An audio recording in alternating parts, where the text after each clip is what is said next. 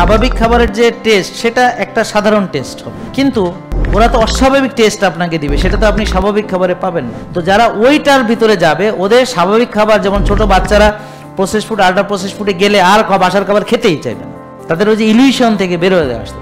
এরপর নিজেই ফুড পান্ডার মধ্যে টিপ দিয়া নিজেই অর্ডার করে দিব, তারপরে দেখবেন বাসায় আইসা মা জানেই না, বিলটা তো দিতেই হবে, তো দিয়া দিব, আর কি করবো, বেজ্জতি ওর থেকে টাকা দিয়ে করতে আর পারবো না, আরে করে ইন্দে বাড়ি নিয়ে আসি, তুমি কাজ হবে না কেন? কারণ ওটাই তার কাছে টেস্টি, ওটাই ইজি, ওটা কাঁচা কাজ পচা বচ, আর এই মেকিয়া মুখিয়া খাওয়া।